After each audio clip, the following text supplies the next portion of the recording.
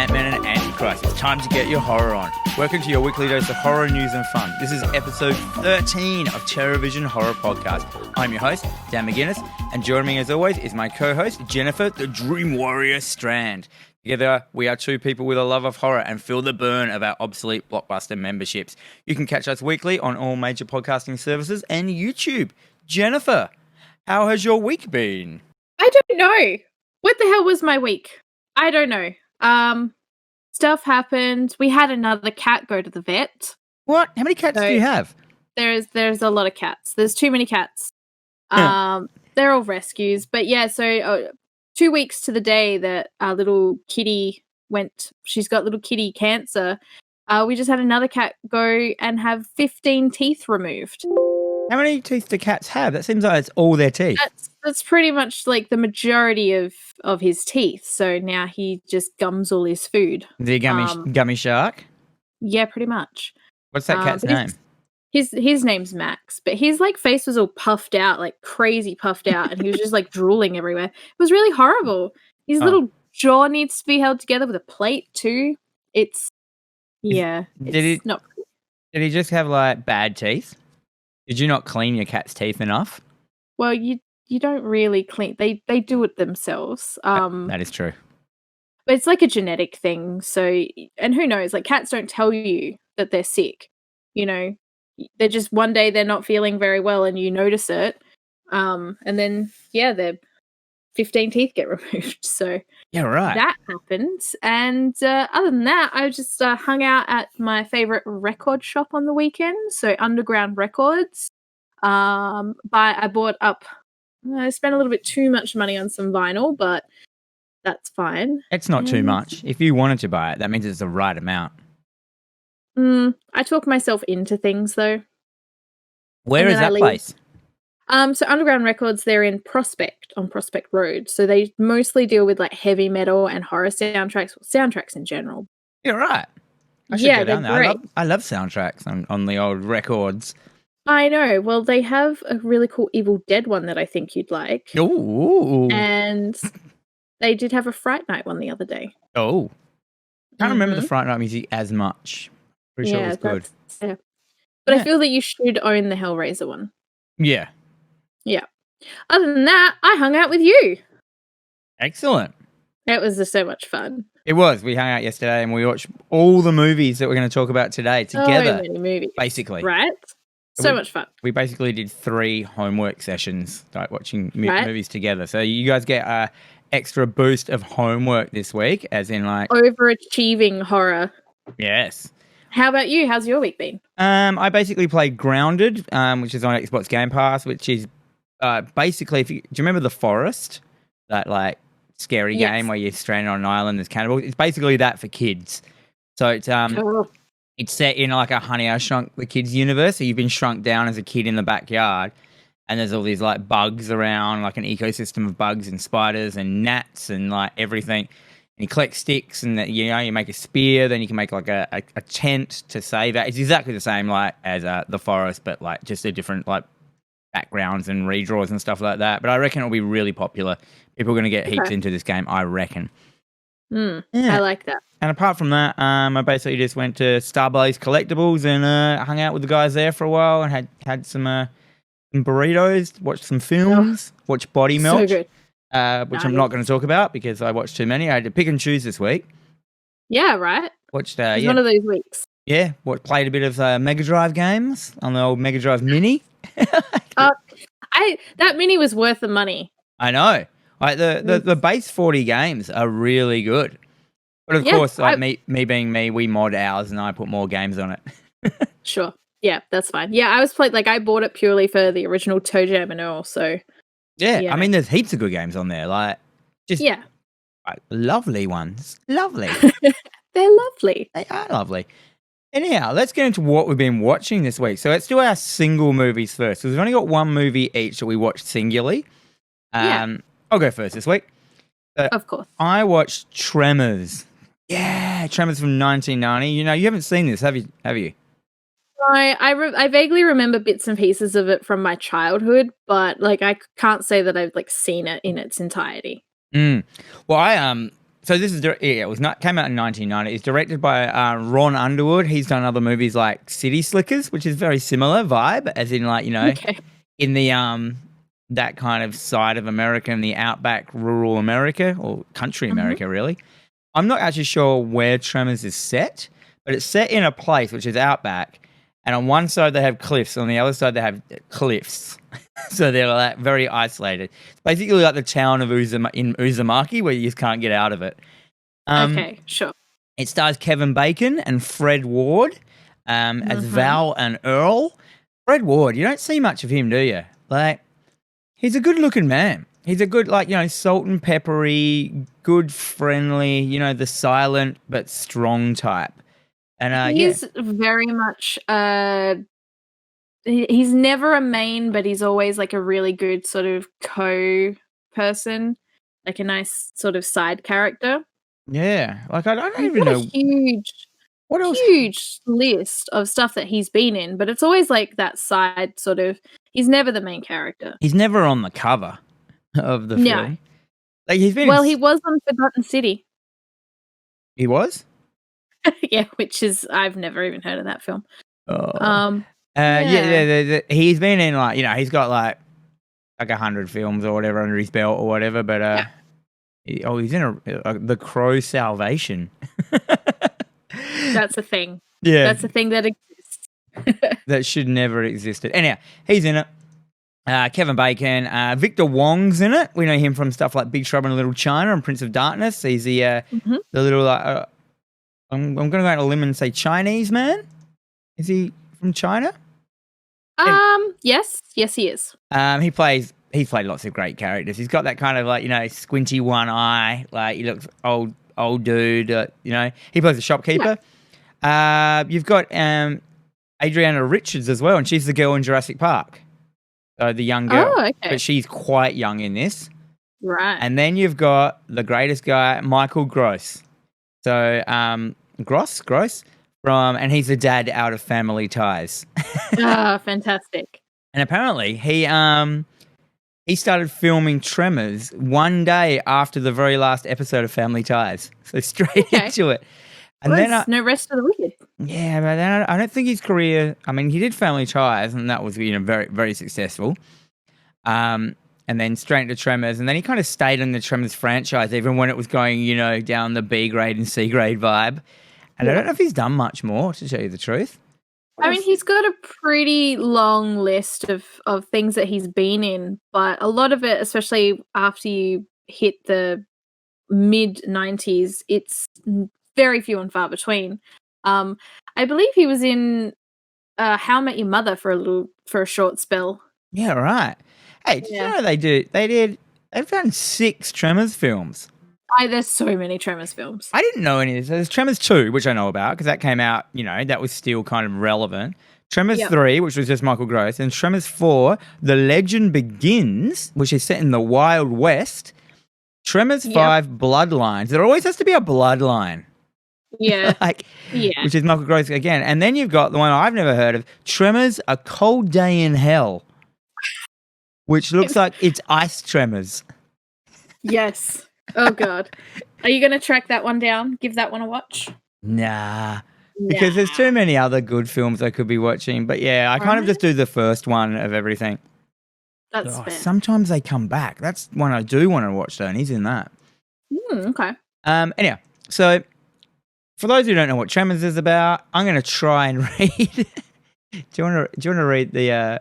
Would you like me to read your synopsis for you? Yes, I'm not very good at reading stuff out aloud. Can you read that one for me from the old... what's it called? Yeah. So hit Candyman, Val and Earl can barely eke out a living in the Nevada hamlet of perfection. So they decide to leave town. Despite an... what are these words? Hey, fuck who wrote this. Basically, these guys leave town and they pick up odd readings on equipment after they sort of come across a co-ed. Sorry? Oh, okay. So basically there's a co-ed lady in town that's reading seismograph readings for a university, and then people start getting killed by 30-foot long carnivorous worms. which have 3 tongues, and each tongue has a mouth on the end of it. Yeah, there you go. We turkeyed it at the beginning, but we got there in the end. We did. I loved this film when I was a kid. This was like one of my, like, you know, I had to draw these worms and stuff. What year did it come out? 1990. So this is like, this is kind of like late primary school for me, you know? Yeah. Draw the worms, you know, have great fun with it, you know. And then number 2 came out, and one of them, they're little chickens. They're like above ground chickens that. Okay. Yeah, it's really weird. But yeah, some of my favorite things out of this film is like Michael Gross is because he's like one of those like full gun lover dudes, you know, like you know, basically you know an American gun lover. He's got a basement that he's built. He's got a house, you know, with like a bunker in it, basement, you know, a survival plan. And there's this bit where this worm smashes through the his basement. It's a giant, you know, puppet worm smashed through the thing, and they just like look all surprised, and then they step back, and the camera pans back with them, and you just see behind them is a whole wall of guns. And then it's just like this like montage of them just grabbing guns, firing a whole clip into this thing, throwing away a gun, grabbing a new gun. Him and his wife are exactly the same, and they're all like, you know, full like hillbilly sounding, not hillbilly, but you know, that full rough kind of accent, like, you know, you gotta do redneck. Yeah, a little bit redneck. Yeah. And then he gets out, he's got a cabinet there with a glass, and he smashed it. He's got an elephant gun in there, you know, like the most ridiculous gun. Yeah, sure. And shoots his tremor. It's got a really great scene in it where they're trying to work out what they call the monster, and they hardly ever do that in films, eh? They're going like, you know, they're called like wormoids, and they end up like calling them graboids because they come up from underground and grab you and pull you down under the underground. Yeah. And now, and then, you know, there's this great, like, there's a lot of awesome monster carnage in this, and also human carnage. So it's just a great monster flick, and it's got some real weird things in it. Like they really always mentioned how much the monsters stink. And like every time they can, like, you know, they can smell them and like and all that. And I'm like, I always wondered what they smelt like, because their guts is orange and their blood is bright orange, and that just makes you think, oh, they smell so gross. Like anything that has orange blood is just awesome. And then the whole film turns into one of these things where you can't go on the ground. So it basically turns into a giant episode of, you know, the floor is lava. The floor is lava. That's so good. And and this town that they're in is like, you know, it's like a 6-building town, which they made entirely for the film. Like, wow. Yeah, they got this whole town, created it, and you can tell because they destroy everything. Like the worms are really clever. Like if they can't get you, they'll start pulling the foundations out of stuff or building traps, like, you know, falling pit traps and stuff like that. I don't know how they're that smart. There's no explanation where they come from, which I love. Like they just suddenly appear. And yeah, and then you got the dynamic of Kevin Bacon and Fred Ward's character, Val and Earl. Basically, they're like handymen. They sleep. They don't have a house. They kind of sleep, or they do, or something. I don't know. They wake up in the back of their truck. They sleep in swag. So they live together. They sleep together. They work together. These two dudes, and like you just don't know why they're together so much. And like a lot of the reviews are like, oh, the best, like, you know, homoerotic film you'll ever see. And I don't think it's that. I think it's just because there's only like 6 people in these towns, that when you get your best mate, you just stick with him forever, like kind of thing. Yeah. And it's like hetero life partners, like Jane, Silent Bob. Exactly. And I love it. And because there's there's a very small cast, and they're quite good actors. Everyone's got this really good dynamic together. Everyone are real characters, and you just kind of really like them, and you root for them. You don't want them to die, like the main characters. And it's just a top-notch film. They do a bit where they get dynamite and they throw it out, and they do like fishing for the monsters. Okay. And there's an amazing scene where they blow one up, and they're like, "Yeah, we're wicked!" And suddenly it just rains down like orange guts all over them. Because they've just blown it up with dynamite. You just see all these like chunks of orange flesh with goo hitting them and stuff. Just a great film. Like so good. it is horror, But you know, it's borderlining on like just sci-fi monster fun. Like, Yeah. but Yeah. I definitely. That's fair though. Like if it's a monster, if there's a monster in it, I will sort of just I'll let it slide into the horror category. Yeah. Horror has is such a large umbrella of movie, I feel, so it doesn't really matter. It's true. And I mean, you always know when something's good. Like, you know, Tremors was made in 1990, and then the latest one was made in 2018. So there's like a lineage out there. There's a love. There are followers, you know, that love Tremors. So, they don't keep making films that no one cares about, if you know what I mean. Well, yeah. I mean, it makes me wonder because, like, they're still trying to get that. I think they're either trying to reboot the film or get a TV show going, and that's just not happening. How can we have like 5 sequels to something and they can't reboot it? Exactly. But they've never. I don't think they've ever really caught that lightning in a bottle of that first film. Like they just kind of like, it was just a fluke. They just did it, and it was wicked, which I really appreciate. So. Like, and anyone out there who hasn't seen it, go give this a watch. I watched like 20 minutes of it, and then and my wife, she was like, I don't want to watch it. I've seen it before. And then she walked over and she didn't really know. She was like, what's that? And I'm like, it's Tremors. And she's like, oh, I don't think I've seen this, which is just her to a T. And and so I rewound it and I watched the first 20 minutes again with her. And we had she enjoyed it. She was like, that was cool. And she's like, not, one to love horror movies, but she likes a good movie. And that's what it is. So like. Yeah. Well, that's okay. It was in that golden era. It's going on my watch list. I'll make it happen. Also, I'm sort of in this point where I'm kind of a little bit over winter, so I want to watch films that have this summer vibe to it. Oh yeah, there's a nice hotness to it. Yeah, heat, bit of heat. Bit of like, there's a lot of orange in the film. It's a very warm film. Okay. And it's also got the kid out of it. Do you remember in the Wonder Years, like Kevin Arnold's dickhead brother? Vaguely. He's in it as a dickhead, like kid. Like the actor can only play dickheads. It's on his resume. And able to play a dickhead. Yeah, he's a poor kid. He's the only like teenage boy in this whole town, so you turn into a bit of a dickhead. Anyhow, that's what I watched. What was your movie you watched like rogue solo this week? Solo, okay. So I watched Night of the Demons, 1988, directed by Kevin Tenney. So basically it's this group of like 10 teenagers go to this sort of the remains of a crematorium for a party on Halloween because we're not really breaking new ground here with that one. It's like every element. It's like they're a party in a crematorium on Halloween, which is built in an Indian burial ground, which is and then, during this party, they decide to conduct a seance. And of course, it unlocks the demons that remain in this crematorium. They get possessed. And then the rest of the movie is like, 1 down, 5 to go. Just watching them all sort of slowly become demons and then chase each other around this empty, like, building, basically. Now, are these demons like good demons, like out of Demons? No. Okay, no, so I'm just looking at this now. I reckon I've got this film and Demons. Because there's Night of the Demons 2.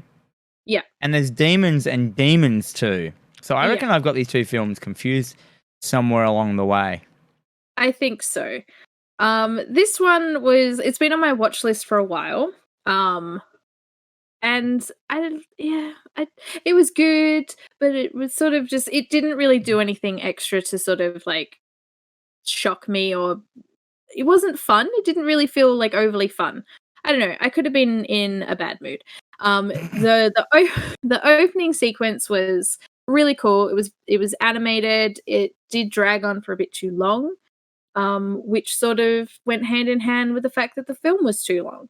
Oh no. There was so much like it did very well money wise. So it was produced for $1.2 million and it grossed like $3.1 million by the end of 1988. The characters, Linnea Quigley is in it, and she's like this 80s actress. You probably would have remembered her as like Trash from Return of the Living Dead 2. Yep. Return of the Living Dead. Yeah, so, and she's just, perpetually bent over, showing her underwear off. She gets her clothes off. We get 80s boobs. There's really cool. It's a really good soundtrack, very sort of 80s vibe to it, very sort of like very punk 80s, which I love. But the effects were good. So the makeup, so when Angela, who's the main sort of, she's throwing the party. She's like the weird goth chick that's super into all of this, and she loves Halloween, and you know, she's the one who says, let's do this. So she's mostly between her, Stooge, who is the worst fucking character in the world. He's like this big sort of fat guy who's just super obnoxious and talks like Bill and Ted, which I really don't like. Mhm. It really bothers me. He's just super misogynistic. He's just a butthead the whole way through the film. So it's like between him, Linnea Quigley's character, and Angela, they've got the most demon sort of effect to them, which is really good. But there's not a lot of violence and gore.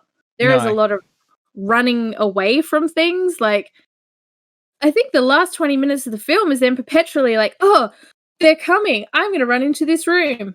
Oh, we're safe now. Oh, they're in the room. We should run into this room.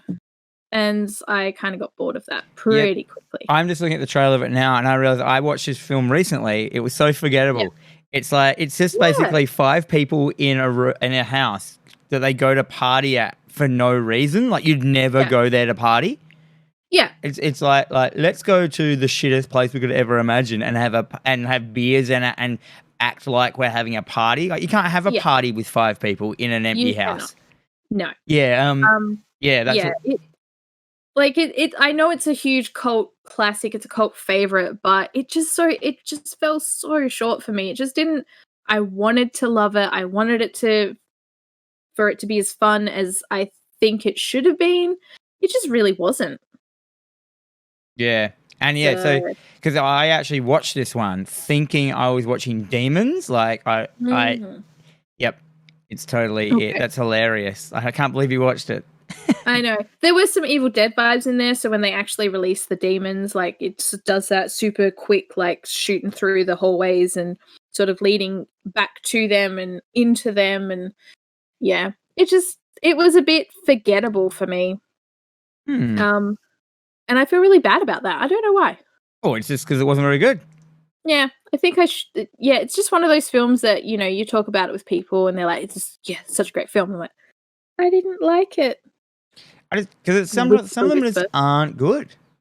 So now I'm actually really excited about this. This means I can find demons and actually watch demons. Because I remember I've got fond memories of that with the great video cover. You know, the person with the green goo coming out of their face and stuff like that. Like, yeah, I haven't seen demons, and I think I was mixing these two films up. So yeah, but again, you did the same thing. But yeah. Bit of a sad miss for me on that one this week, which is fine because we watched other films that turned out to be very interesting. Yeah, so that's basically the end of what we've been watching. We can move straight into homework, should we? Yeah. All right, let's do it. Homework!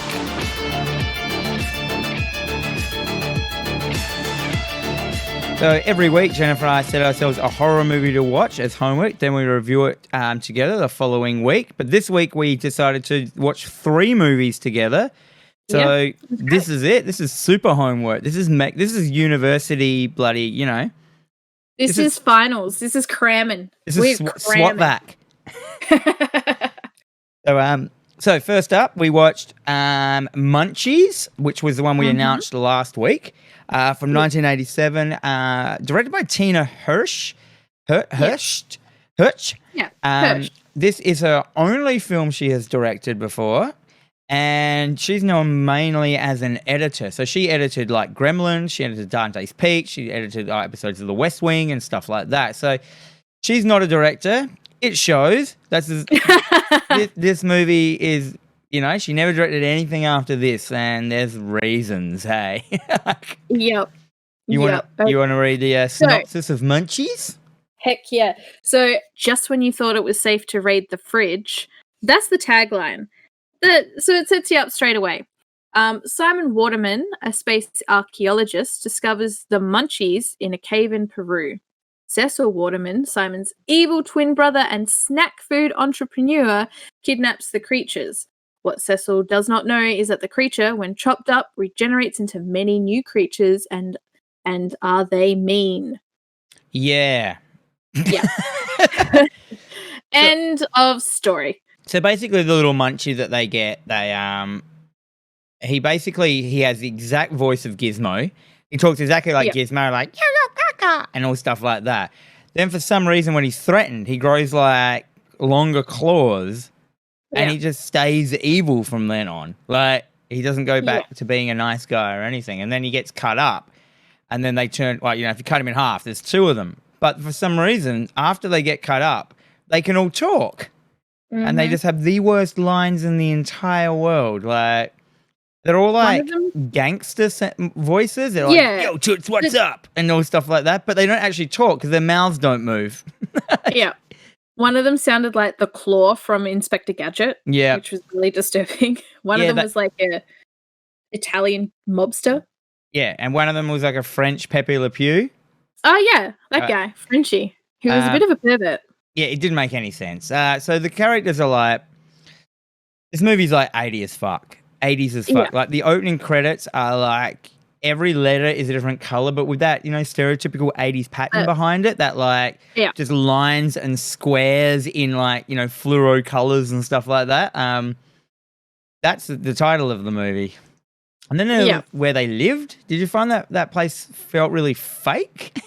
Well, because you didn't really get to see much of a town. No. You saw where they lived, which was just like two houses built on what seemed to be like the beginning of like a housing estate. But again, it was in the middle of the fucking desert. So in the middle of buttfuck nowhere, there's these two giant houses. So obviously like Cecil lives in one and his brother lives in the other. And the house is also bugged. Cecil has his brother's house bugged, so he's listening to everything that he's saying. Yeah, it's so weird. It doesn't make any sense. Like, it doesn't really explain. And like Cecil has an adopted son called Dude. Yeah, who should have been played by Matthew McConaughey. Yeah. Which really bothered me that it wasn't. I'm pretty sure Matthew McConaughey dodged a bullet not being in this film. I think so, yeah. And he plays like a dude who's like a hippie, like, surfer dude with a bandana and does happy sack. The Grateful Dead. Yeah. Yeah. So that part of it, right? So the characters are a mess. The locations are a mess. And then there's the script, which it seems like it's written by like a 10-year-old kid. Like, it seriously doesn't make any sense. Like, it's just like, and then, and then, you know what I mean? That's what it felt like. There was nothing. And then it's very true. And then the Munchies get in a car, and then they get a gun, and then they drive around town, like, and oh my god! And then they attack a guy in an ice cream shop for some reason, and then that character is a recurring character. That was such a strange. Like, what point did that that made no sense having him come back? Yeah. For the end sequence, just. And it's just like they're in the middle of nowhere, and they're just for some reason an ice cream shop. Yeah, and there is nothing around them. No. So who's coming to this fucking ice cream stand? Which conveniently is the fucking Munchies rock up. So does the two people that are chasing them. And there's none of the characters are likable either. So the Munchies look like, if you can imagine, they kind of look like a cross between Gizmo and a gremlin together. But they're short. They're about as big as Gizmo. But they wear clothes. They wear these like little like monk robes that have like technical kind of like, they have like armor elements to them. They don't make any sense. Like, they know too much. They acquire hats and glasses that like, how they've got tiny little hats and glasses. And they were saying, they're like the mother, she's like, oh, they stole Dude's clothes. I'm like, I'm pretty certain Dude is a grown-ass man who does not wear things the size of a toy. But sure. Sure. Why not? I liked at the end of the film as well, like, so when everything's because the main character's having some money problems or something, And at the end, like, this guy comes along and goes, I'll buy that off you for $25,000. And they're like, problem solved. I'm like, that's the only problem you had was $25,000? Like, it's not that much. Yeah. I mean, I guess back in the 80s it was probably considered a lot, but I mean, hell, I could use $25,000. That would solve some of my problems. That is true. And like I was saying, back in the 80s, do you remember scratchy tickets? The most you could win on them, like your main awesomeness was $25,000. And that was like, I remember going, oh my God, if I had that, I could do whatever I wanted. I could build a water slide to anywhere. And like, but you and your water slides. Now you couldn't even build, like, how much would a water slide cost? It'd be so much money, I reckon. Getting the dudes in and stuff. But yeah, the characters looked ridiculous. They were like cheesy as fuck, you know, like, you know, gone into the prop wardrobe, found fake moustaches and wigs and bad clothes, and they just all wear them. And, you know, there was none of the characters are likable either. Like, there is not a character in there that I sort of came out thinking, oh, really like that guy. Most of it was me spending half the film talking about the main guy, being like, I fucking hate this guy. Yeah. He annoys me. He's not funny. He's an idiot. Yeah, he's like someone else's boyfriend that you don't like. Yes. Yes, that is a very good example. So I think some of the puppetry was very well done, though. There were a very few moments that were kind of good. Yeah. At the start there was some good puppetry, but then about halfway through they just gave up. They didn't even care. The puppets were just sitting there, like, not running, moving around or anything. I think what this film is, it's suffering from Ghoulie syndrome, where the poster is what drove the film. Yeah, more than likely. Because you've got this wicked Munchie on the poster. He's got Nikes on. He's got a beer. He's got a cigar. He's looking up a girl, like Marilyn Monroe's dress. And it's got a white background. And I think this is what everyone, in the video shop, there's no way you're not going to hire that. And I think it's just based on idiots not knowing what it was and then having to go from there. It says 8-year-old me would have picked this up. I would have loved this at 8 years old. That's about it. True. And I remember like being that old and liking this film. And I'm like, I can't believe I liked this. Like, you know, I liked Gremlins at that age. And this, I'm like, what did I have any taste? Was I an idiot? It sort of makes me like, I know that in the 80s, like, you could get away with just that little bit more, but this film, it sort of tried to broach these like next level sort of things. So there is like a very small moment where, you know, dude gets slashed with the Munchie like cuts him with his nails and they kill him. You don't see that like, obviously they don't show you that. They just discover the body later. But then there's other moments where, you know, they're smoking, they're drinking, they're flipping old ladies off in the car. I think they were trying to sort of... I was trying to make like a classic like comedy kind of thing, but unfortunately the people that were doing it didn't know what funny was. Yeah. But, there was probably also not a lot of budget either. Everything about it was just really bad. Yeah, and I wouldn't recommend this. I gave it half a star. You'd be better off watching Gremlins or any other thing like that. Critters, go for Critters. The girl actually in it is in Critters as well. Oh, is she? Yeah, she's like the sister in Critters. So she's now been in 2 little monster movies. And they made massive references to everything. It had Gremlins references, remember? Like the car the Munchies drove was a gremlin. Like, and on the when they're reading those newspapers, it had all stuff about gremlins on the back and that. I'm like, sorry guys, you're not gremlins, and you're never gonna be. You never will be. Nah, sit down. I gave it 1 star, but I think I was being generous.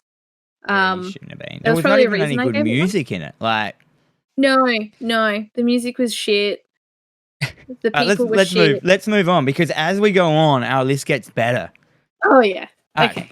So the next film we watch these all in a row. We watch Altered. Now, I went on a mission because I love alien abduction movies, alien, you know, like coming to Earth for the first time, first contact movies.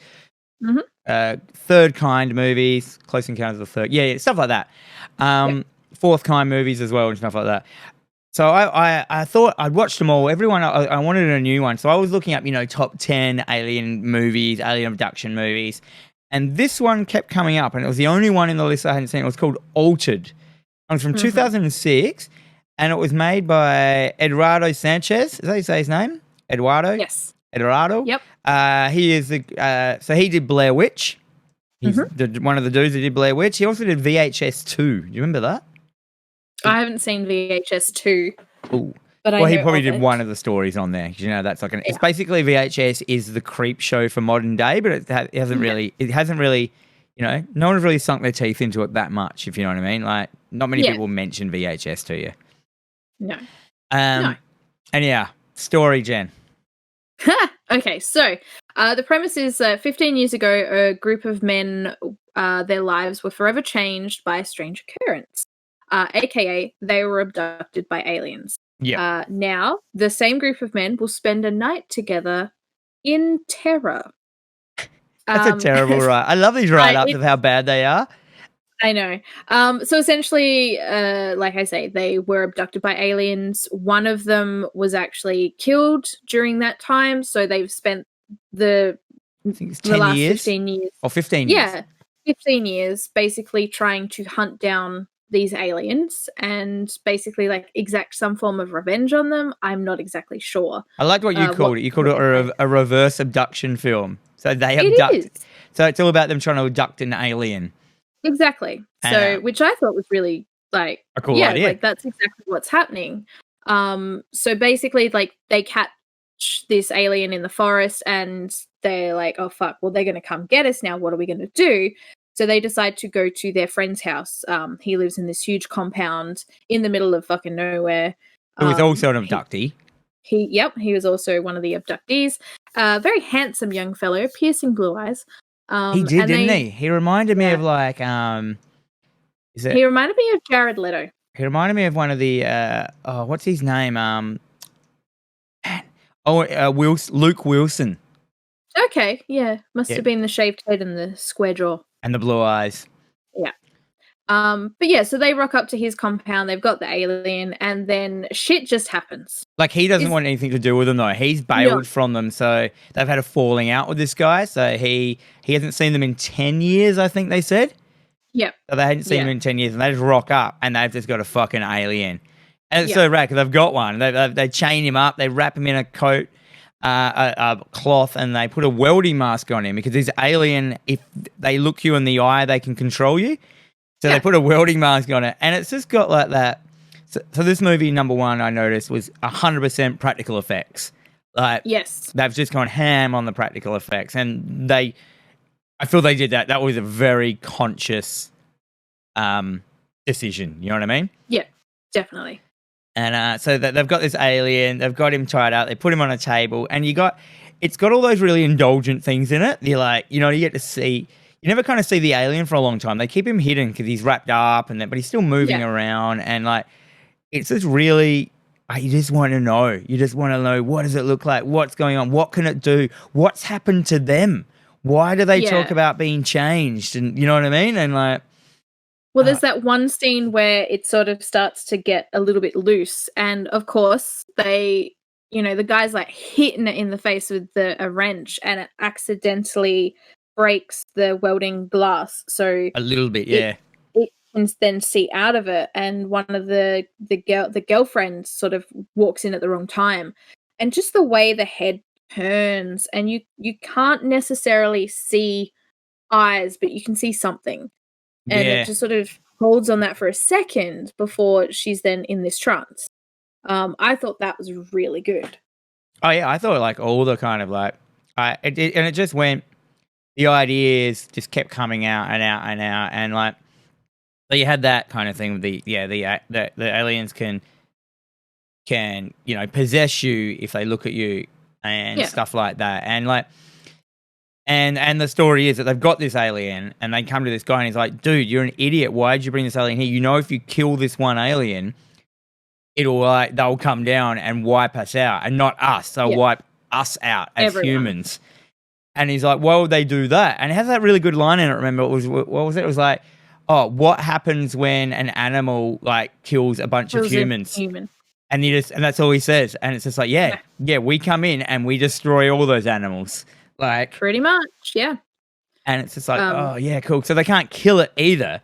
And they're like, what do you do with it now? Like, you've got it. And it's just like, and then like, well, you know, he starts to get out, he bites one of them. And then there's this whole scene of him, like he goes through the whole film, like, you know, first it starts rotting his flesh and all this stuff, and he's just like rotting away and away and away to the end. He just looks fucking disgusting.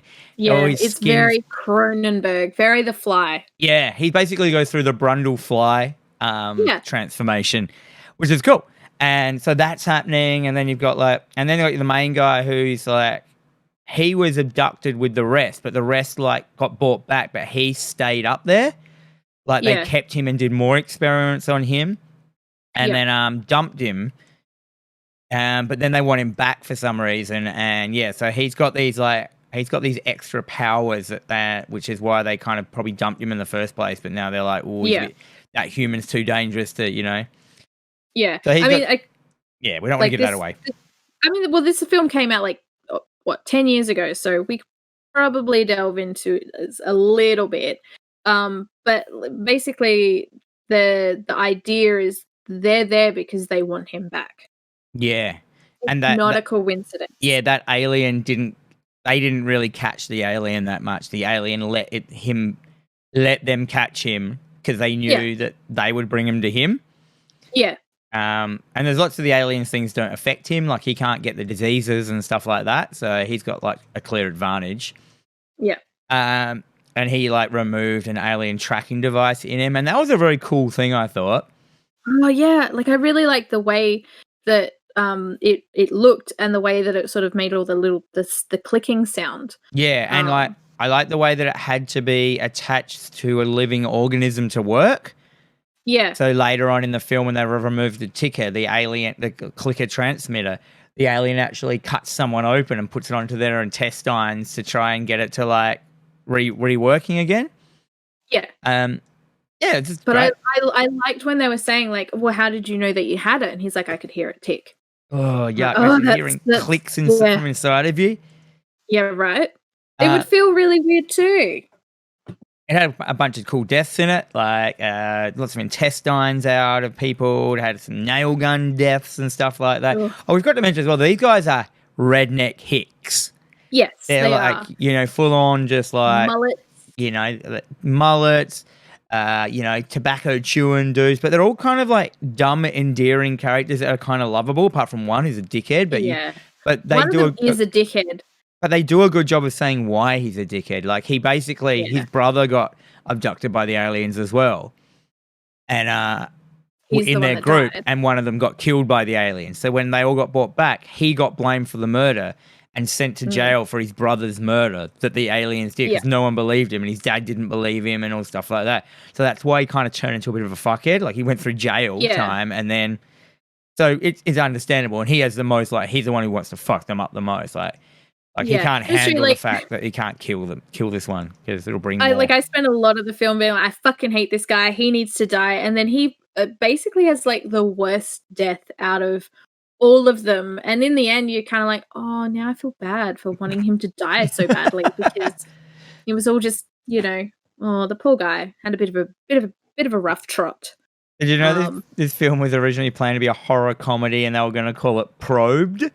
So it's like Tucker and Dale meets zombies. Meets aliens.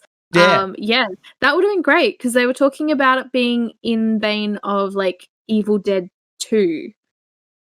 Yeah, I got Evil Dead 2 vibes out of it, eh? Like, it had kind of bits of comedy, but it wasn't really funny, but it was, you know what I mean? Like, yeah, there's a lot of like really good like moments where they're sort of just the way they were interacting with each other. It was just pretty comical as well. And the alien looks great as well. Like full just person. I liked 90% of it. Once I saw it in full, I was like, It had a pretty good butt on it. It did have a nice butt. It was very muscly. Yeah. Like it had a back, like a full fist of the North Star, like looking back on him, like so many muscles Yeah. and that. I was Yep. like, like I would have liked this film when as I was younger. I would have loved this film. Like it's a good, solid. It deserves to be in the top list of like alien abduction movies because, quite frankly, there aren't that many good ones. No, I mean, have you seen Fire in the Sky? Yeah. That was good. That was enjoyable. It was okay. I mean, Communion? Communion's bad. pretty bad. Dark Sky is wicked. That's probably my favorite. Which one's that one? Dark Sky is the one where it's like a house constantly getting like the aliens keep coming to their house and fucking with them. But you never see the aliens. They're always in the background and out of focus, which works really well. Like I've seen that, yes. I think you and I watched that together. We usually watch most of our alien films together. Yeah, and basically at the end it was like, every 5 years or 10 years it fucks with you, remember the alien for 5 years, and then it abducts you at the end of like a certain amount of time. Mm-hmm. And then so they're trying to protect this kid that's been happening to, and there's two brothers, and then in the end you realize like the twist of the film. No, I'm not going to say the twist because it's a really good. Go watch Dark Skies. It's got a twist in it, which is a great twist, and it's just a really good alien abduction film, which was quite creepy, like, and yeah, it's good. It's just a good one. Good one. Mm. Well, I mean, because you're really big into the sort of the alien thing, like it's one of those things that gives you the heebie-jeebies. Yeah, because I remember as a kid I thought all these horror movies are stupid. They're not real, but aliens could be real. They're the only thing, like Greys. There are so many people out there that say they've been abducted. You know what I mean? There's no one out there that it says like, a monster came and destroyed their city.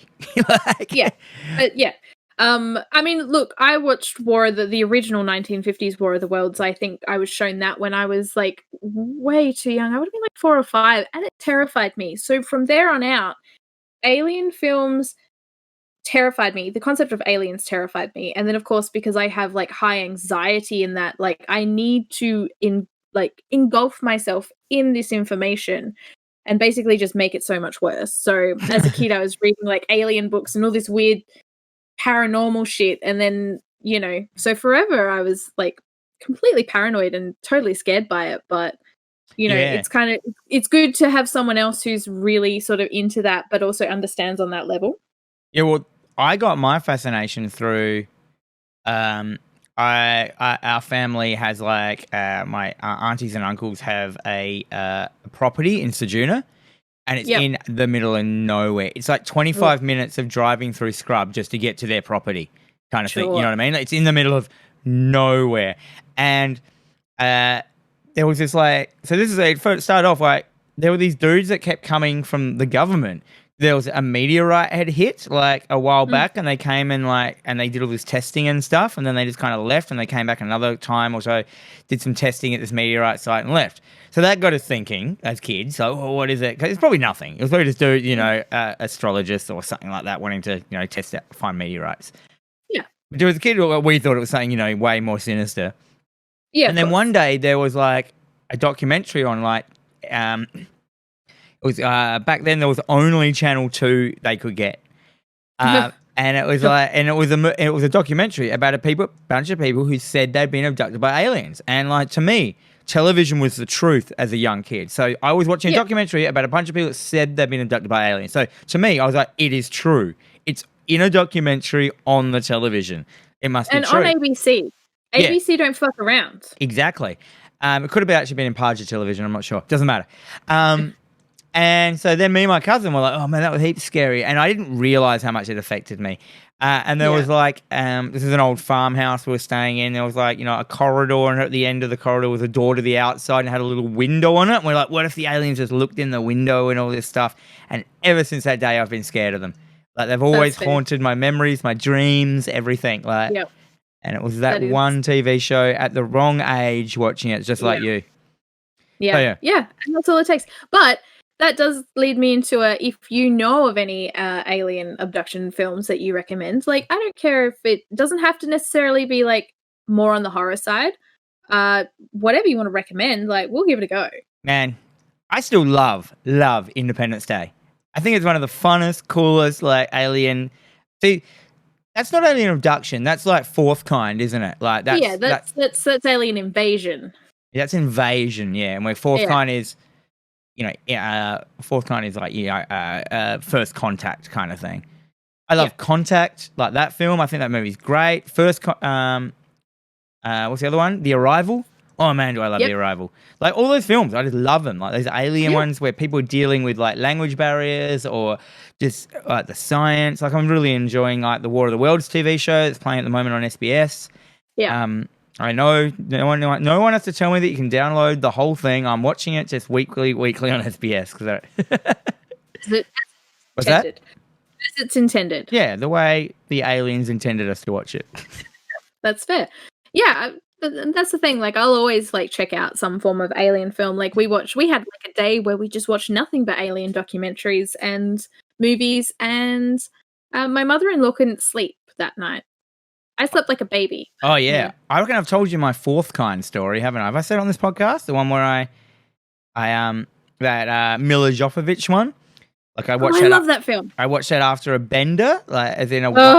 Have I told you that story? Have I told it before on here? I'm going to tell it quickly. I watched that after like a bender. I'd done like a 4-day bender back in the day when I drank heaps, and then I ended up drinking like a bottle of wine at my friend's house and watching that film. And at like 3:00 in the morning, I woke up, had a panic attack. I thought it was happening to me. Like, and if you remember in the movie at 3:33 a.m., that's when you get like. Thing. I had to stay there and I sat for half an hour watching the time because I was convinced it was going to happen. So embarrassing. It was like at a friend's house, total panic attack.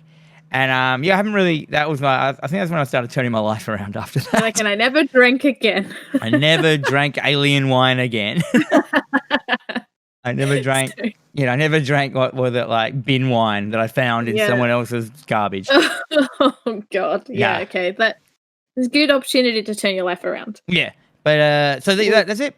Alien movies. Yeah. Fourth Kind, Third Kind, Second Kind, First Kind. Nah, First Kind's boring. I don't even know what that is. That's just looking at like pictures of aliens, isn't it? In a People magazine. There's a whole rundown. Yeah, no, that's fine. Yeah, I didn't know that. Thanks. Anyhow, let's move. What did you think of Altered? All up. Overall. Overall, I really enjoyed it. I will definitely watch it again. I think my partner will really enjoy it, so I will probably give that another watch very soon. Mm-hmm. I definitely recommend, like, if you like alien films, if you like a little bit of sci-fi, if you like rednecks, then check out this film. Every Saturday night, I fully feel like watching a redneck film. Sure. I think for people who like alien abduction films or any of that kind of stuff, this is a great film. You should watch it at least once. Put it on your catalog. And as I said, it's the Blair Witch person, so you can it's got a nice gritty vibe to it. Do you know what I mean? Like the only thing I had, well, I think both of us said that we didn't like with the practical effects is there wasn't enough blood in the film. There were people getting like throats cut, stomachs disemboweled. And then there was just no blood. It was just the gore with a little bit of blood. And I was like, there should have been blood everywhere. They should have gone ham on the blood. And it just would have topped it into a better rating. You just would have been like that extra bit of like, this film is awesome. And that's all it needed was just a bit more of a realistic blood or over-realistic blood.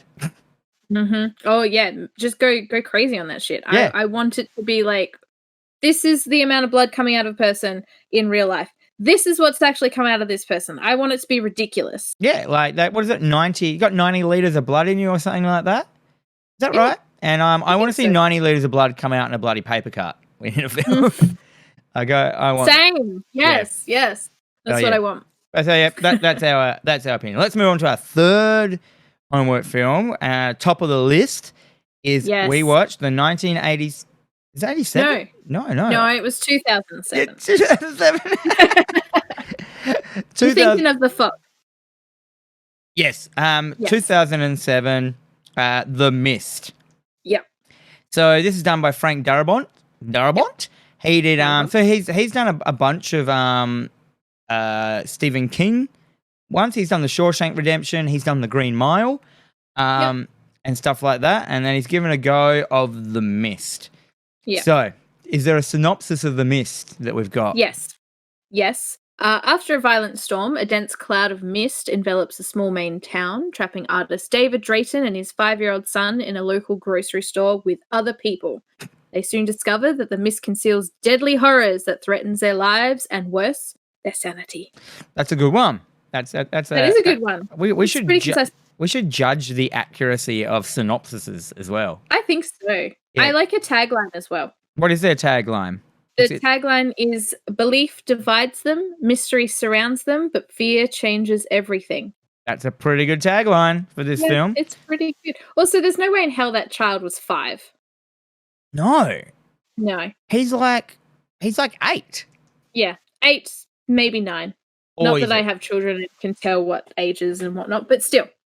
So, straight away, you've got in it actors. You've got, what's his name? Thomas Jane.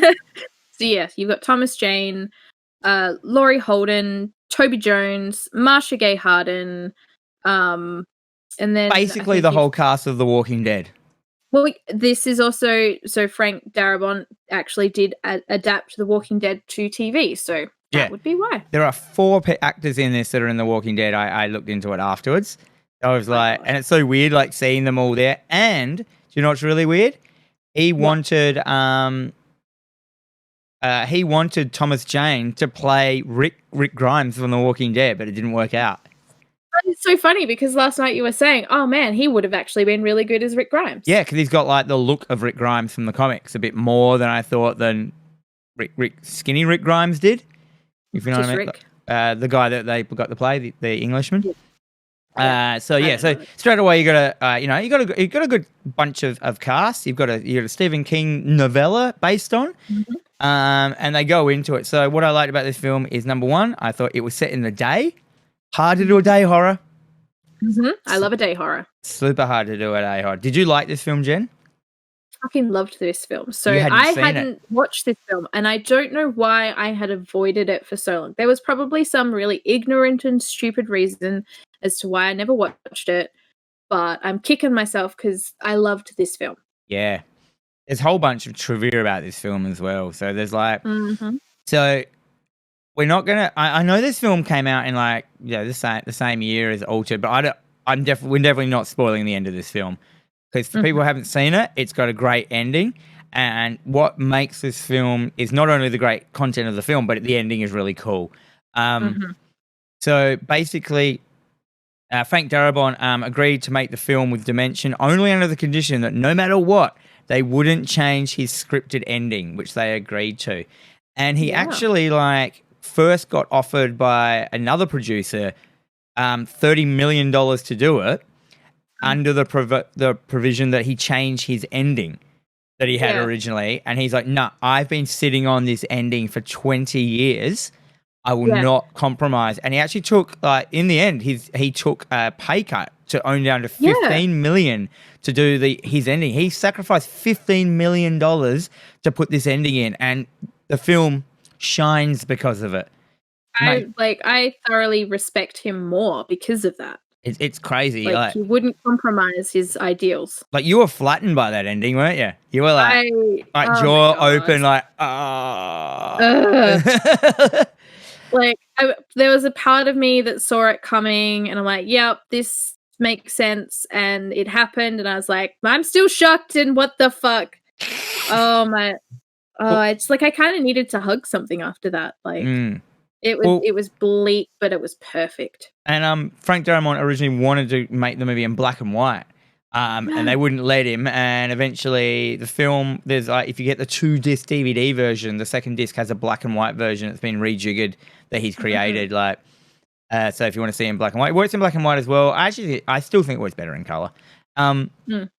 So this film, to me, to you, had usually in a film I've got two standout moments that I'm always waiting for. You watch a film and you're waiting for, especially with horror films, you're waiting for that moment. That scene where this happens. This film to me has 6 of them. Yeah. Which I find, and I'm going to name them off. Number 1, I name them tentacles. Number 2, bugs and birds. Number 3, spiders. Number 4, car park monster. Number 5, giant monster. And number 6, the end. That's accurate. Yeah. I really enjoyed the creature designs. They did do some practical effects, but they really relied, and it was, I mean, again, 2007, so they were really relying on CG for their effects and designs and stuff like that. So I won't hold that against them. I think it was also done by the same guy that did something. Pan's Labyrinth. What? That might not be accurate. Like Don't hold Del me to Toro? that. I think Del Toro recommended the company. Oh, okay. So it's the company he uses that gets all his shit done. Yeah. Yeah. Yeah, right. It makes sense. Like, I reckon that would have been for the practical effects, like, because there's a bunch of the spiders in it that, you know, are puppets and stuff like that mixed in with CG.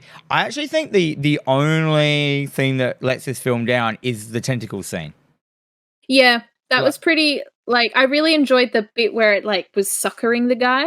Yeah, and that to me was amazing. But yeah, that was like the one thing that let me down. And I really love, you know, giant octopus or octopi, however you want to say it.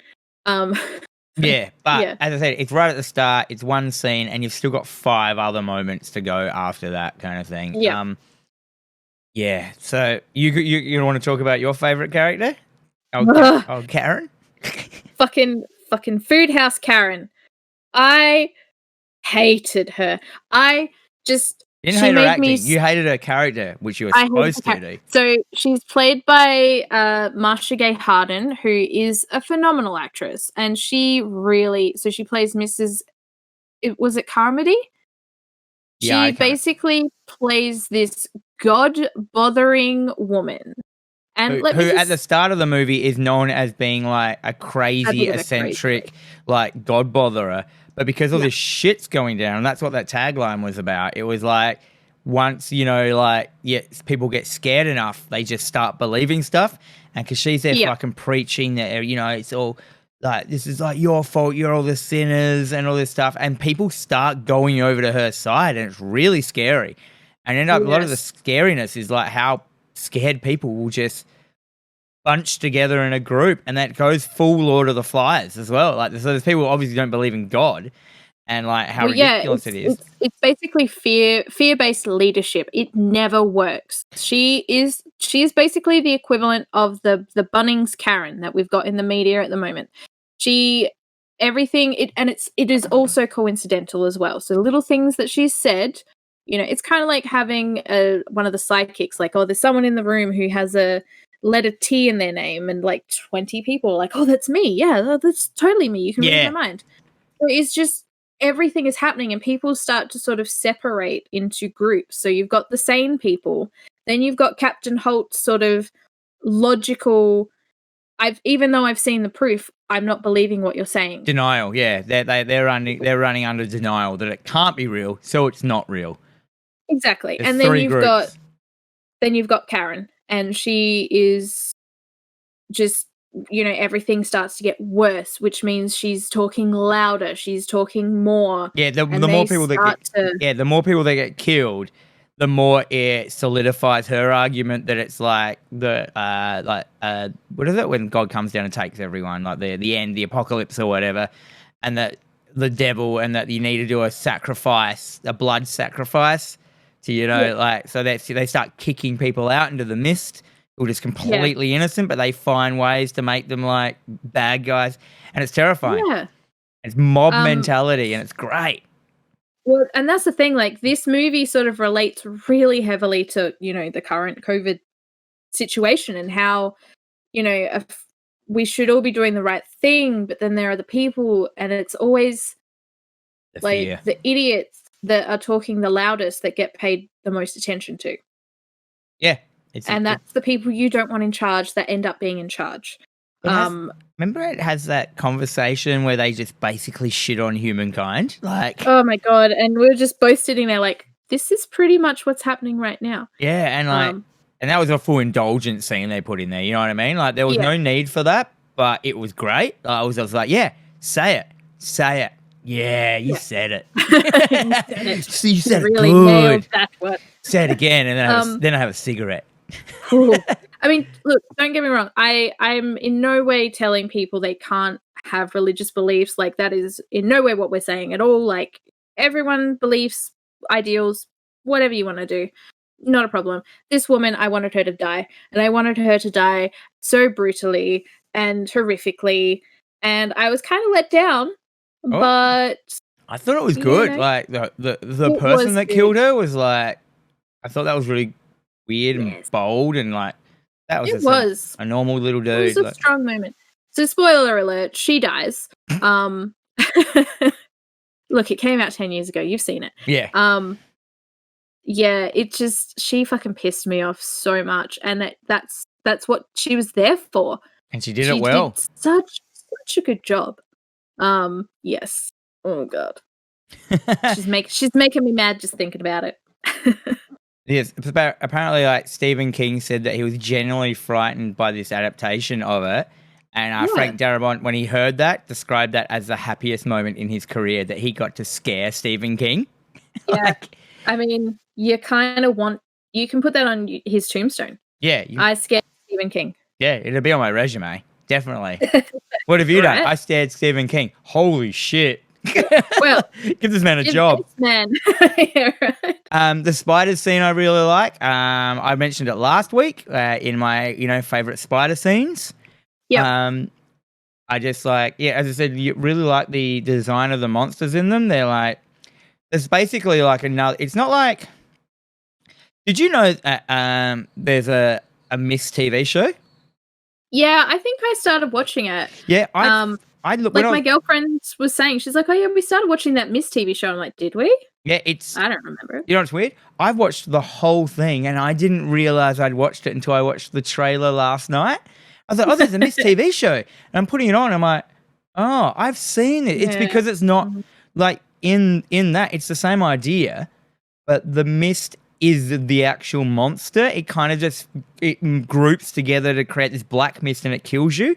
And I'm like, that's not cool. Like, the idea of it is that, like, in this is like it's an open to portal's been open and a world comes through, and it's like they're not necessarily malicious. Everything in it, it's just wildlife from another dimension that doesn't work in ours. Like, exactly. And I think at no point, I mean, okay, with the spiders were probably the ones that were malicious.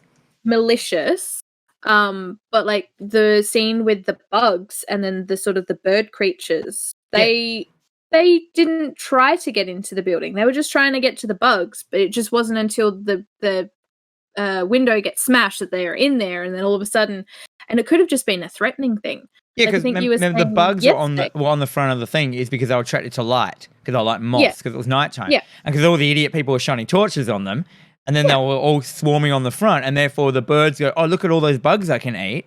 And that, 'cause these are big bugs. These are like as big as cats.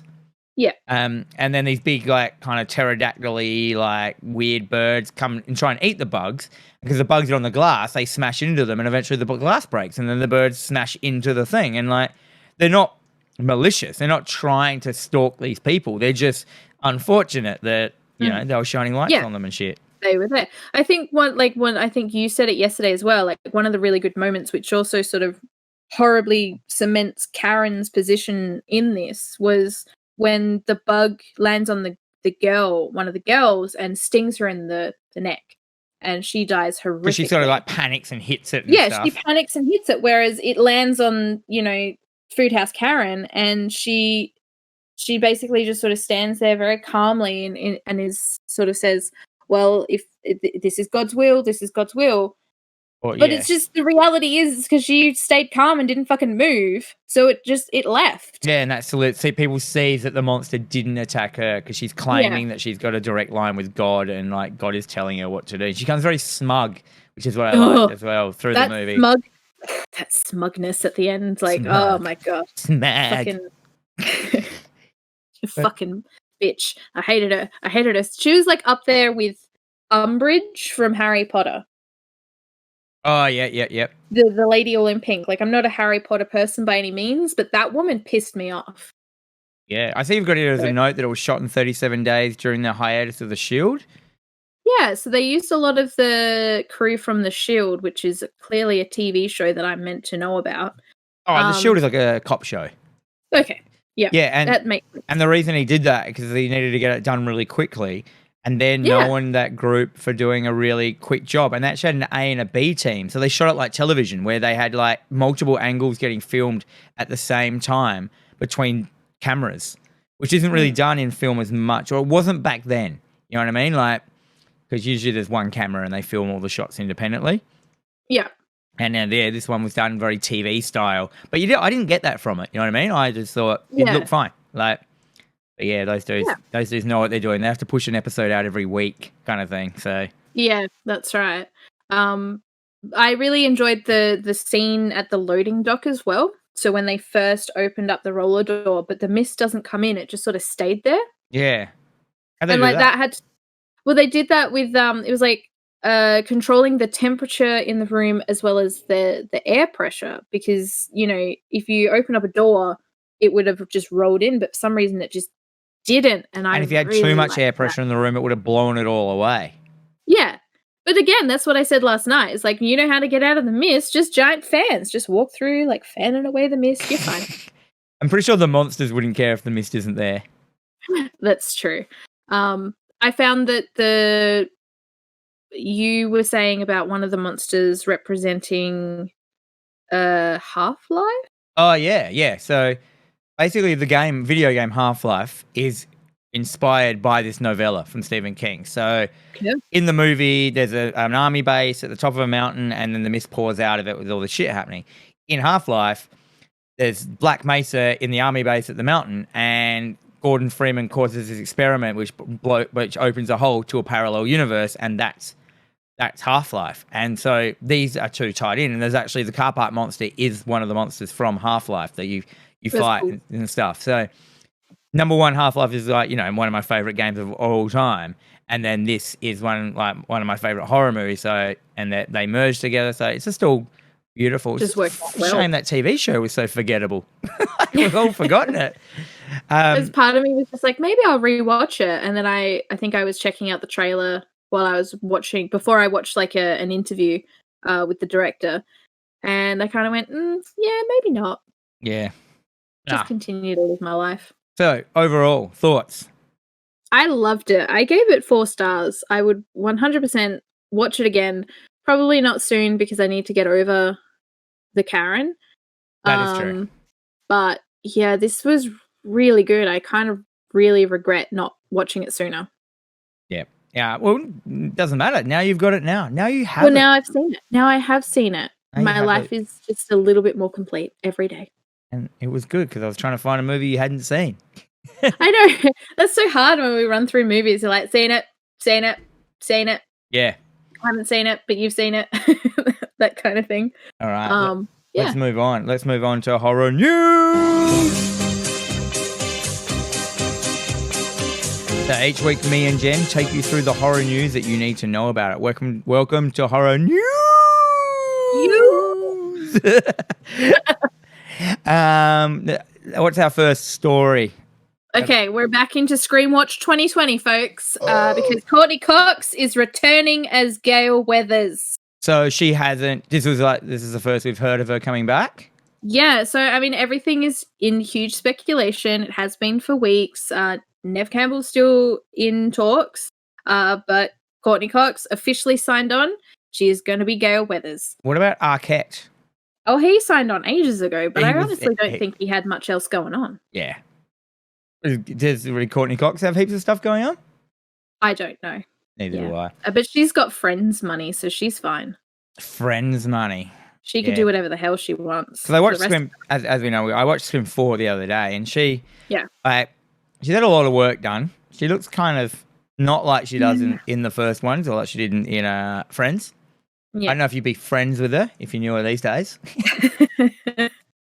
She's certainly not gone to Jennifer Aniston's doctor, that's for sure. Yeah, she's got it nailed, didn't she? Yeah.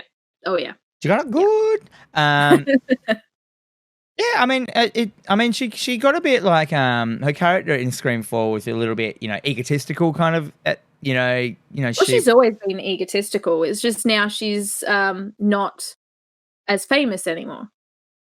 Yeah, that's true. She's trying to sort of claw her way back into the media spotlight. Is that like a weird, representation of her real life? Quite possibly, yeah. Like, I mean, it was good though. Like, she had this super strong career the whole way sort of through the franchise, and then you get to the fourth one. She decided to marry Dewey, and they went off and moved back to Woodsboro. He became the chief of police, and she just sort of became like a housewife, is my understanding. Because you return to her, and she's trying to write a book because obviously Sydney Prescott has written a book, and she's all in the limelight now, and she wants back in that light. So, now that great scene. So Neve Campbell's still not a yes on this. She's still not a yes. I don't think they can go ahead without her. I don't, and I don't want them to. But now that you've seen Ready or Not, because it's the guys that did Ready or Not, how confident do you feel that they're going to be able to do justice to Scream 5? Well, I think they definitely can. Heck and they're probably going to come at it at a bit of a different angle, because they clearly think they've got a good head on their shoulders, the way they handled Ready or Not. A totally fun film. But, so I reckon they're really going to... they could breathe new light into it. I think so.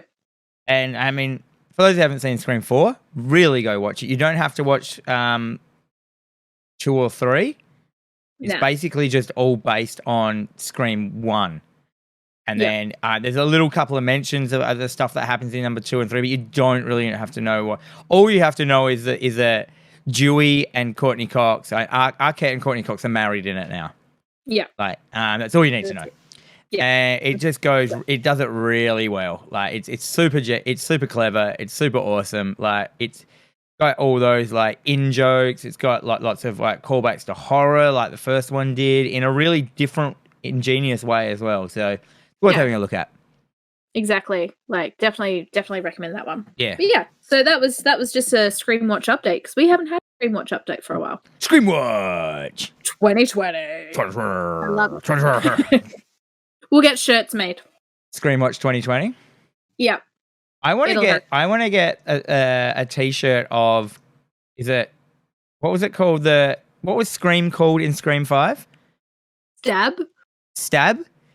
Yeah, I want to get that bright green Stab t-shirt, I used to have one of those. And because for those who don't know what we're talking about, within the Scream universe, there's movies of the happenings that have happened because they've sold the rights to movie companies, and it's called Stab.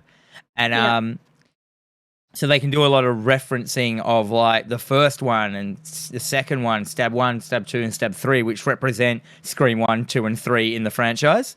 So you get all these really, I hate to use the word, but meta conversations that they're like, no, that was from the first one and stuff like that. And it's just they're talking about that, but they're also talking about this, which I thought was really good. But yeah, I want a Stab t-shirt because it's bright green. I love green. I love green. You like green? Yeah. It's really pretty. If I find, I'm sure you can get one on Redbubble, but fuck that. You want official. You want official, properly done. I'll find you one. Yeah, because I did actually look and found some, but they were by the time I got shipping, they were $70 t-shirts. Yeah, that's my life, Dan. That's my life. Oh no! All right, what's our story number 2? Okay, so this one is over at Dread Central.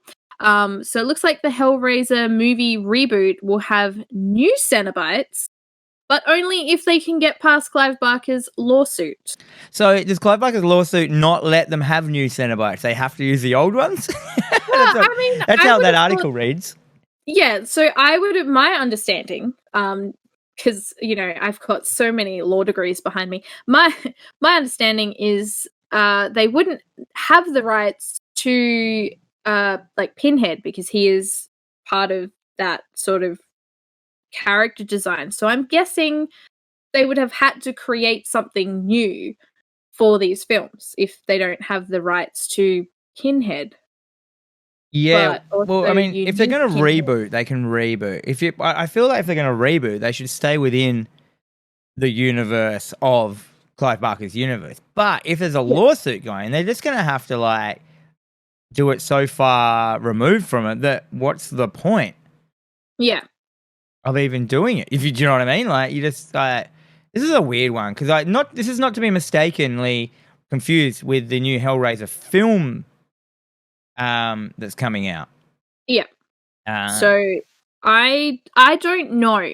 And this is the thing that is going to sort of like throw me because I don't follow this lawsuit, the news that's happening with it, but my understanding is the rights you can't make the film without having the whisper, the little whisper of Pinhead, because he is what's going to sell and market this series and the movies and everything like that. Pinhead and his gash. Yep, his gash. He's going to flash his gash. So you kind of need him just purely for marketing purposes. Like he doesn't even need to be in it, or he could be in it for like 30 seconds. But they've done that before. You know, like heaps of times. Just popping Pinhead in the last, films that weren't a Hellraiser film. And what was that? It was like Inferno or something like that. Just had him in it for like 10 seconds at the end. Yeah. And then just, it's but like, you better believe he was on the front of that cover because he's that marketing tool. He's he's the face of Hellraiser. The thing is, like, so this lawsuit is Clive Barker is suing to get the rights of Hellraiser back from like the franchise. So if he wants it, I mean, he can still write. Obviously, he still has like the novel rights because he's brought out the Scarlet Gospels and stuff, which is a Hellraiser novel and stuff like that. So he must have like the rights to, but not he wants the film rights back. And to tell you the truth, like he should get them back because. It's his creation. He's still knee deep thick into this universe. He's still writing the novels. The lore is out there. There's rules that it can be bent and stuff like that, but they can't be broken in the Hellraiser universe. And I just feel someone else isn't going to get that. You know what I mean? Yeah. Like they're going to like go, oh, that Cenobites can do everything. Because a lot of the problems with Hellraiser franchise at the moment is that they think Hellraiser is Pinhead. But Hellraiser is not. It's like it's about the world of, and we've been through this before. It's about the different gashes, which are like the teams of Cenobites. It's about Leviathan. It's about like the gods of hell and stuff like that. The princesses and crap. And you got to know the lore. You've got to be deep into the lore, and a lot of I think movie makers are probably not there. Like I know at least.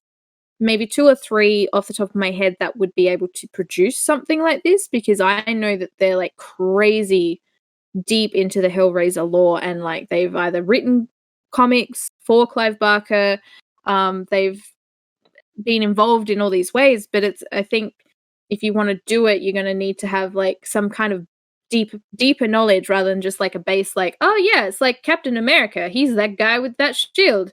Let's make 10 movies. Yeah. There's more to it. It's not as simple as copy and paste onto a, here's a new DVD. Unfortunately, I feel like they have just been copy and pasting Hellraiser movies just to keep the license. So that's why. That's exactly what they've been doing. That's why we've not had a good one in a number of years, is because every so often they have to make another one to keep the rights. Yeah, I want, so out of this situation, I want Clive Barker to win. I want him to create more films, especially in this day and age. If you look at the old Cenobites, like the original 2 films, practical effects up the wazoo, and effects that are still cutting edge. Like as I said before, the chain effect, it still looks wicked. Like it coming out of nowhere and just going tight, like, and it just looks fine. And like you kind of got to have an idea of how they do it, but like the fact is they did do it, and like. It just works. Like the chains, man, they're scary. Hell chains. Yeah, I mean, I guess it's just a matter of waiting and seeing. So we'll have Scream Watch 2020. We'll have Hellraiser Watch 2020. We'll just keep everyone up to date on it. Just keep you, in case you know. Yeah. You'll know. Also, keep an ear out on our podcast, and you'll know what's happening with Scream and Hellraiser. Exactly, because you've got two massive fans. Two of Scream and one massive fan of Hellraiser. I'm a big I'm not old there fan. yet. It's because Can't say. you haven't done all the reading. No, the reading. I did grab the book and I got about halfway through, and then my life just got busy. Yeah, And you know, I mean, I've got a what was terrible that one? The Hellbound attention span. Heart. Yeah. You don't have to read that one. Like the film does a pretty good job of that, if you know what I mean. Like, So far so good, but as I get older, my attention span for reading, which sucks because I love reading, it's dwindled.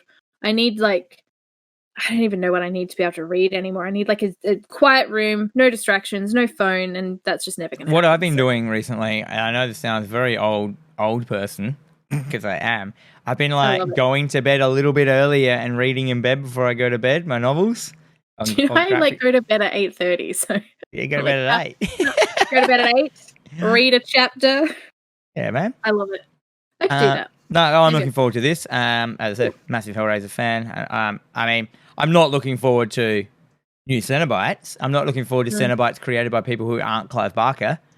I'm not looking forward to people thinking that Cenobites are what Hellraiser is. Cenobites are just a part of it.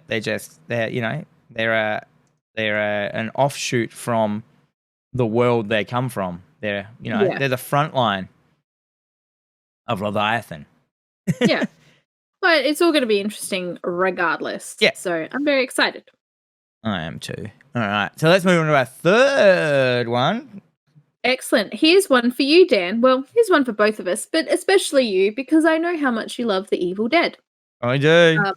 There is an Evil Dead Hail to the Deadites documentary coming next month. It's premiering at the Fantasia International Film Festival, so I'm guessing it's all just going to be online. Mm-hmm. But this is a documentary about Evil Dead fans. Oh dear. Yeah. I don't know much about Evil Dead fans. Like there's lots of people that love Bruce Campbell.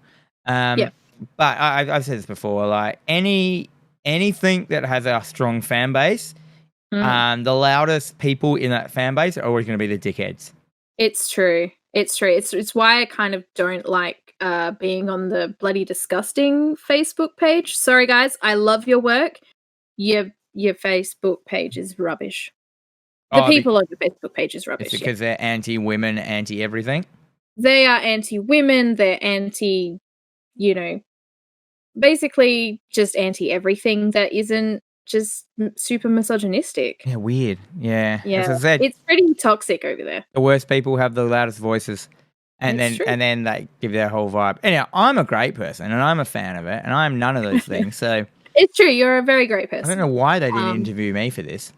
I know. So through interviews with cast, crew, collectors, fans, freaks and geeks, Hail to the Deadites seeks to illuminate the darkest reaches of the Evil Dead franchise, undying and still growing popularity.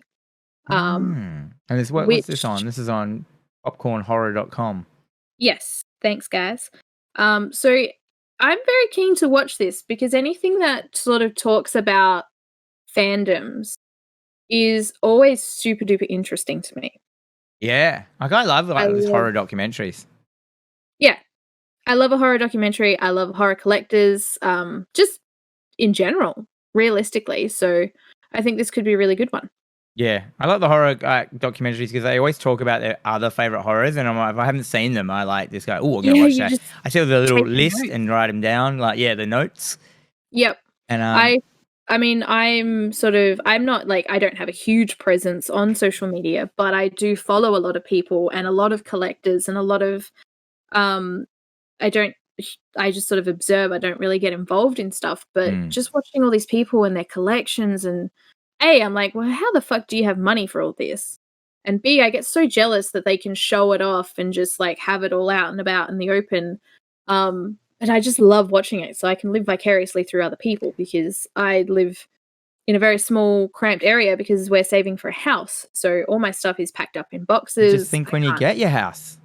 Oh my God, it's going to be like a shop. Going to buy so many Billy bookshelves. And eventually they'll all break because they're made of cardboard at the back. Pretty much. For my massive vinyl collection. Oh yeah, pop vinyl. Oh, yeah, my huge pop vinyl collection. Yep. I'm sorry about that. I was looking forward to this. I'm always like, I would actually prefer because I've just got acquired the Evil Dead 2 documentary, which I didn't know existed. I just found out recently because I was just in my travels of looking at stuff, and I've got that to watch. So but I think it's an actual making, which I'll be really interested to see them making stuff and yeah. Oh, it's just like special features. I will spend $30 on a DVD or a Blu-ray just so I can watch the special features. Yeah. So I'm definitely keen for some documentaries. But looking at it, it looks like there's going to be like Bruce Campbell's in it because, of course, Ted Raimi, Betsy Baker, Theresa Tilly, Ellen Sandweiss, Tom Sullivan, Dick Hicks, all these people, and Bill Moseley. I love Bill Moseley. All right. That is a lot of people. Yeah, keen to watch this. So I'll definitely be keeping an eye out for this one. And hey, we can watch it. We can talk about it. Yeah, does that count as a movie? Look, it's about horror. I'm happy to talk about it. I might watch my Evil Dead 2 one and use that for next week. And also, we can do what we want. It is true. There are no rules here. I create these rules, and then I was telling you about that. I always create my own rules in life, and then feel really bad when I break them. And I'm like, these are my own rules. Like, why do I like with the the order of what we do in the podcast? I'm like, oh, but we don't do it that way. But we can. So easy. We can do whatever we want. I mean, I'm the same. I'm very routine based. I'm very organized based. Like, I have to do it certain ways. It's like, so when it's not being done that way, I start to freak out a little bit. So I'm kind of glad that you're a little bit as neurotic as I am. Yeah. I used to be really dirty because I never clean anything up. And now I clean everything.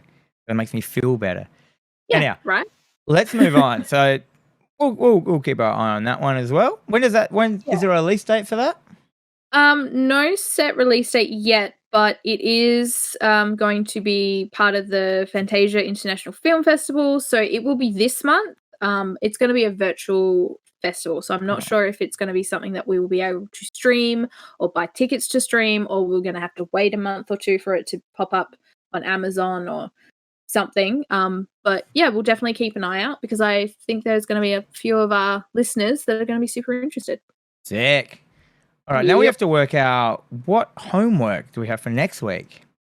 I mean, I sort of shit the bed on Munchies, so I think you really did. It's my. Anyway, so I think you get to shit the bed next week. I'm trying to think what. I'm kind of like going between Night of the Comet. Have you seen that? I haven't. Or there's like Of Unknown Origin, which is Cosmatos and Peter Weller. Always like, I mean that sounds like A Marriage Made in Heaven, but then again, that was like Leviathan was the same vibe as that. Sleepaway Camp's always a good one, but you've seen that, haven't you? I have seen that, yeah. I'd like to point out that I've gone a whole week this week without seeing any dicks on film. I'm pretty happy. I think I saw a wang on something. I can't remember what it was. Was it in Tremors? Because I wish. Get a bit of like, Kevin Bacon gets his hog out every so often. His hog. His boss hog. Yeah. There's also the video Dead. Have you seen that? I haven't, but it is on my list of things to watch. It's kind of weird. I really like the poster. Yeah, it's kind of like real low budget kind of vibes. Like, okay. It's like it feels like it's a shot in a video camera. You know what I mean? Like, yeah, okay. I think we should do Night of the Comet because I've been like, do it. We've been thinking about, or what was the other one? I was no, Night of the Comet. Let's do Night of the Comet. Cool. So that is. We need to look this up quickly. So if people want to, if they want to watch along with us, and they know what it is. Night of the Comet, 1984, directed by Tom with a H, like Tom. Eberhard? That's a hard one to say. So he's done stuff like, nothing really. Yep, that's just like, Naked Fear. I Was a Teenage Faust. Sure. Yeah, nothing. Okay. But this one has like, I think this is like an Omega Man vibe. They came, they shopped, they saved the world. That's its tagline. 1984. So let's see what that's like. I assume it's a Sure. horror film. I think it's like a horror sci-fi film. Kind of like They Live. Yeah, definitely kind of like They Live, I think. It is apparently streaming on Tubi. Tubi but US, AU, yeah. It says AU and US, and as we've recently discovered, Tubi is a bit of a liar. Yeah, that is true. I'm logging into it now. Night of the Comet, Tubi. It says it's here. Oh. Oh, wait, this video is currently not available. Fuck you. It's probably on YouTube, to be honest, because there's been a lot of really cool movies on YouTube. Like, that's where I found a bunch of stuff to watch. That is true. Like, usually, like, you can find Night of the Comet, widescreen, full movie, 1984, YouTube. Done. Not very good quality, but, you know. Pretend you're watching it on VHS. It's fine. 240p. I apologize for that. I'm sure you guys will be able to hire it from your local video shop. Yep. All right. Well, make it a blockbuster night. Make it a blockbuster night. So, we've been TerrorVision Horror Podcast. We are podcasting on all major streaming services across the globe. So go over there if you like what you've been hearing today. SoundCloud, Stitcher, Spotify, iTunes, iHeartRadio, all that riffraff. And give us a heart, follow us, give us a star rating, leave a review. Like, all those things help us so much. So if you're a weekly listener to this podcast, please leave a comment on whatever platform you listen to it on. For everyone, it helps us out so much. Do a like on the YouTube. Do a star rating. Do anything you can, and that helps us out so much, and we would appreciate it so much. We want to get some more listeners, purely for egotistical reasons. It's true. We don't need a Patreon because, like, I have a Patreon with my other podcast, and that has paid for everything already. So we don't have a Patreon. We do all this stuff for you 100% free. We don't get paid to do it. So if you just want to go over there, and all you have to pay is a couple of clicks, a couple of comments, a couple of star ratings, a couple of follows, a couple of subscriptions, we would love you so much. Yeah. We love you in the horror way. We'll come over and get 90 litres of blood out of your paper cut. But it's true. We've also got Instagrams and stuff like that, so you can find us on all those platforms and stuff. Do a little bit of personal housekeeping. I also do a video game podcast over on YouTube called Hack the Dino, Hack the Dino Gaming. I do that with a bunch of other guys, Braden Dixon, Ben Rosenthal, and Floppy Starrick. So if you like video games and you want to hear a bit more of us or watch it, so it's a visual kind of thing, and it's a podcast, head over there and search for Hack the Dino Gaming. Do all that kind of stuff.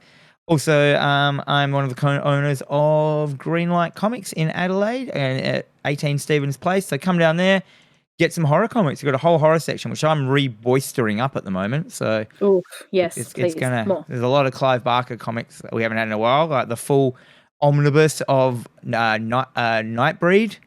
Is out. The Thief of Always, not the Thief of Always. The Great and Secret Show, which is done by the artist of Lock and Key. So, whole bunch of them. Do you have any housekeepers? No. You want to leave that? Yeah. I'm not interesting. I'm really busy, so I don't have a lot of time to sort of dedicate to other fun things right now. I guess your one is just this. This is your. I should get you to read the first bit, and I'll do the second bit from now on. Yeah, we could do that. I will. Yeah.